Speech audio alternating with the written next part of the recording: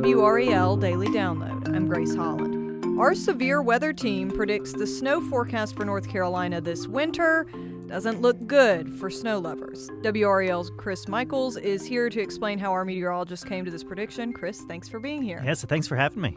Yeah, so you guys put this out on Monday. For people who missed that forecast, why is the team predicting a low chance for snow this year? It's kind of tough to predict any snow, right? Just because the past few years it's been hard to come by. But there's been a lot of reasons, 4 reasons that we kind of highlighted, and this is something that I've enjoyed over the past 10 years. I've got this massive spreadsheet. It's the nerdiest thing, but it's just it takes into account these 4 factors that we analyzed, and what we try to do is find years that these 4 factors are similar and see what happened that winter.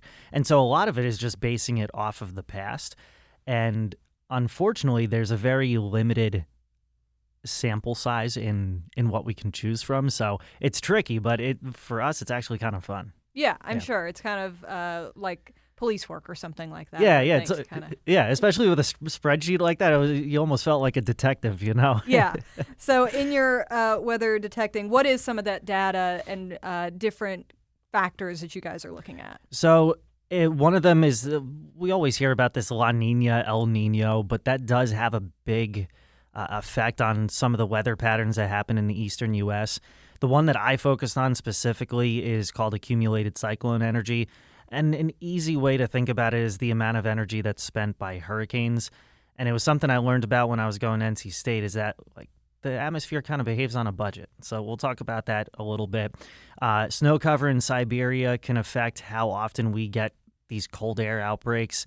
And then just observe snow in the past few years. How has that changed? You know, it's a little more difficult now to say, yeah, we're going to get 5 to 10 inches of snow in a winter, because that doesn't happen as much as it maybe did in the 60s or the 80s. So those are the 4 main things that we were looking at. Okay, so let's start with that first one you mentioned, the La Nina impact here, as that's sort of the most familiar people probably are. Why does that lead to less snow usually in North Carolina? And it's kind of crazy to think about, because we're talking about something that's in the Pacific, and I've had people come up to me and be like, why do I care about what's going on near Peru? It's kind of one of those things that a butterfly flaps its wings and it affects something. So the La Nina is cooler than average waters off the coast of Peru, which is eventually going to lead to more of a dip in the jet stream, which is kind of your railroad for storm systems. So if it's dipping, your storm systems are closer to you. So that's what's going on in the western U.S. But if you kind of think of United States weather patterns like a seesaw, if that's the jet stream's going down there, well, then it's lifting here. So that storm track is not really close to us, but that's an average pattern. You can still get storms during a La Nina, but 64% of La Nina winters have given us below average snowfall. So odds are already not in our favor, assuming that that does happen this winter. Right. And then you kind of mentioned learning about this at NC State. What role do some of these big tropical systems we've seen have to do with this? So we've seen, I'm trying to think, Sarah made 18 named storms, and then some of them were long-lasting or big or strong. You think of Helene and Milton and how long they lasted, how strong they were. So the way we kind of worded this is that the atmosphere behaves on a budget.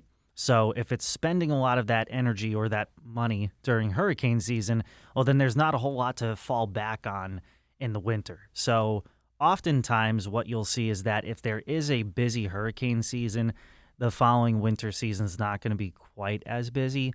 And so just since the year 2000, there have been 16 years with above average accumulated cyclone energy. So in just basic terms, 16 years since the year 2000 that have been very active in the tropics. 10 of those 16 gave us below average snow. So again, those first 2 things, it's like the odds are not exactly in our favor to get a bunch of snow. And I'm sure any teachers listening to this are just not very happy with us right now. All right. Well, let's take a quick break right there, and we'll get into some of those other factors after the break.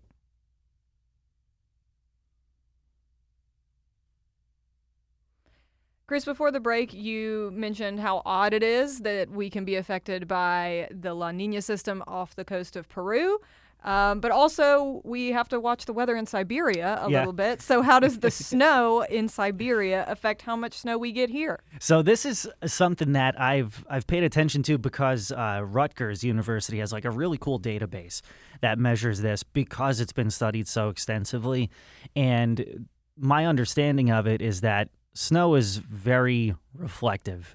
Think on the rare instances that we've seen snow. If you go out on a sunny day, you're almost blinded by it. Right? Mm-hmm. So if there's more snow in Siberia and you get some sunlight on it and everything, it's going to reflect a bunch of heat into the upper levels of the atmosphere. And have you heard us talk about the polar vortex? Yes. It's like that popular word. It's like the La Nina and the polar vortex. Right. I feel like we all hear about it. Everybody feels like they've got a weather glossary on them now over the past few years. So what it can do is if you have a bunch of snow in Siberia or in the Arctic, you can reflect a bunch of that energy up into the upper levels of the atmosphere and disturb the polar vortex. And when that happens, you start to get more cold air outbreaks. So, again, in layman's terms, more Siberian snow, more cold in the eastern U.S. And oftentimes over the past 10 years, I've studied it in October, and we had a quick jump and then a quick decline. So below average snow up in Siberia. So now 3 of our 4 factors are hinting at, okay, below average snow. Okay. Yeah. I wonder this, because obviously the western part of our state where the mountains are tend to get more snow in general than we would get here, or the eastern part of the state. So do these totals in your forecasting differ for different parts of the state? Is it possible that, say, Boone could still see snow? Yeah, and Boone's going to, right? Because you were talking about the mountains and the elevation plays a huge role on snow totals and things like that. I mean, even this week we're talking about accumulating snow above the 3,000-foot level in the mountains. I just think what we're going to have to rely on is these systems that they come out of Alberta, Canada. They're called Alberta Clippers. And they'll drag down limited moisture from the Great Lakes, but then that moisture rises up the mountains. And as you do that, you create more clouds. And if it's cold enough, then you get snow in some higher elevations. So we're already looking at that this week in parts of Ashwaubenon, Avery counties. Some of the areas that were most affected by Helene are now going to be dealing with snow and low wind chills here in the middle part of November. So all that said, mountains are still going to see snow. They're just probably going to have to rely on these storms coming in from the north and west. But even that could mean below average for them, you know. And then obviously toward the coast, it's rare to get it anyways.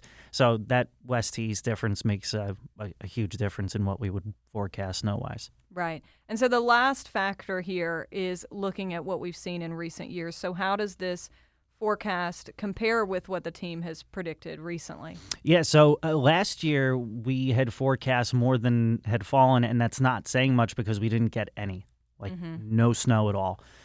We have not seen snow, as of you and I talking right now. I think it's been 1,023 days since we've seen measurable snow. So 1/10 of an inch or more, it's been a really long time. So, you know, the one thing that we've noticed over the past several years, if you were to go back and average out the past 80 years, our average snow is about 7 inches. Over the past 5 to 10 years, that average is like 1 to 3. So the average has come down. It would be really difficult for us to be like, yeah, you know, the average is 2 inches and we haven't seen it in 1,000 days. So let's go 4 to 8, you know? Right. When all the factors just really aren't there. So this actually is much less than I think we've forecast the past at least couple of years because we have to adapt with how weather patterns are changing too. You know, we continue to learn. All of weather meteorology is based on theory, which is why people will come up to us and say it's an educated guess. It is, you know, especially when you're talking about forecasting for an entire season. Right. Yeah. And so with that said, just looking at, you know, the decrease in snow totals over the last 80 years and all that, what does this mean for the chance of snow in the years ahead? I mean, it's going to be tough for us to actually forecast something legitimate unless those global patterns change. If we go into an El Nino, then you're more likely to see some storms. It's just going to come down to how much cold air is available and things like that. So all those factors that we've talked about are things that we're going to have to consider moving forward, especially if we find some success with the approach we took this year, that we're going to have to keep trying it. Again, we're going to get nerdy here, but you learn about the scientific method in school. Right. And when we make a forecast, we are trying out the scientific method until we can no longer prove it wrong or something like that. So that's, kind of what we're doing here with these 4 factors. And so just seeing how they change from year to year will ultimately change what we forecast moving forward. I would expect, and again, this is like really going out on a limb, that next year would probably be similar just because of solar activity, and that could be factor number 5, Yeah, so, wow. There's a whole lot that we haven't even gotten to, and it again makes it fun if you enjoy it. Yeah. All right. Well, we know that you guys will keep tracking it closely. And like you said, it can be hard to predict for a whole season. So Yes. We'll see what we get. Yeah. And, for me, I hope we get a little something. Yeah. But I know. I miss the snow. yeah. Yeah. That's the thing. Like, we cover it because we have to, and it's important, but there's something fun about it. They write songs about Frosty the Snowman, and it's all happy. Yeah, so, right. There is a good side to it. So we'll see what happens. Yeah, we'll see what happens. Maybe just keep the sled in the garage for Yeah, now. exactly. Exactly. All right. Well, thanks so much, Chris, and thank you for listening to the WRAL Daily Download. Another great way to get WRAL news is the Morning Briefing newsletter. It's a daily email with triangled news, events, and headlines to help you get ready for the day. Sign up at WRAL.com/newsletter.